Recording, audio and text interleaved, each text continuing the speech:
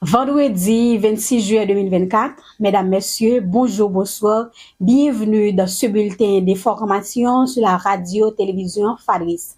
Le taux de référence calculé par la BRH pour ce vendredi 26 juillet est de 131,65 pour $1 américain.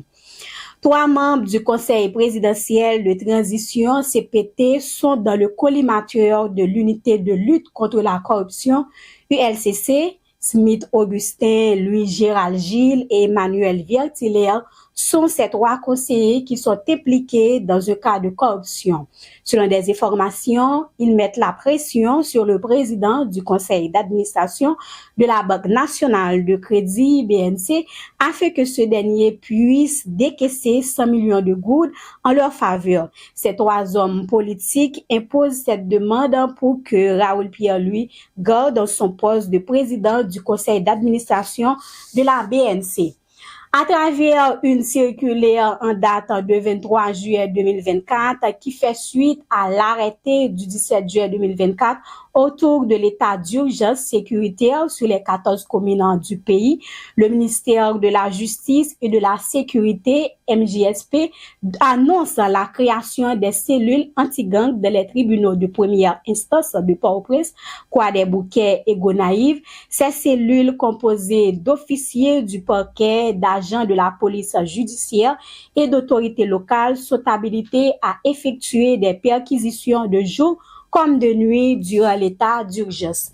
Suspension des permis de port d'armes à feu, saisie des véhicules circulant sans plaque ou avec une ancienne plaque d'immatriculation, interdiction des feux d'artifice sont entre autres ces mesures prises par les autorités durant la période d'état d'urgence sécuritaire de mois à travers les 14 communes du pays.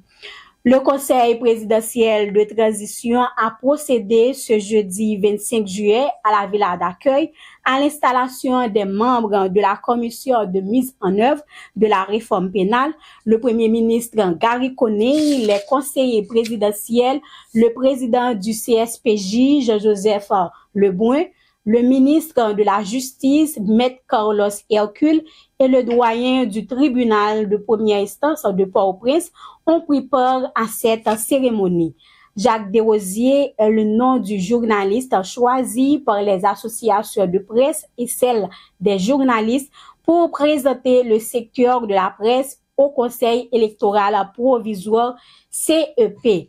À l'échelle internationale, l'ancien président américain Barack Obama et sa femme Michelle Obama apportent ce vendredi le soutien à la candidature de Kamala Harris pour l'élection présidentielle américaine en novembre prochain.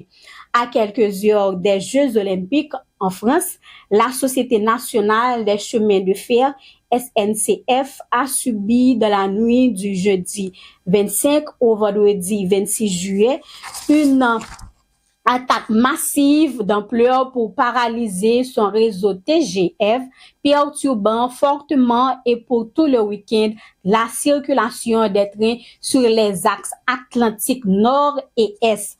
En raison d'une vague de chaleur avec des températures atteignant 48 degrés Celsius, 21 personnes sont mortes à Benehal, à Maroc, a informé le ministère de la Santé ce 25 juillet 2024.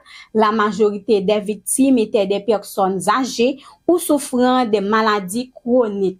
Fait de ce bulletin d'information, merci de l'avoir suivi. C'était avec vous, Caroline Jean-Paul, pour la présentation.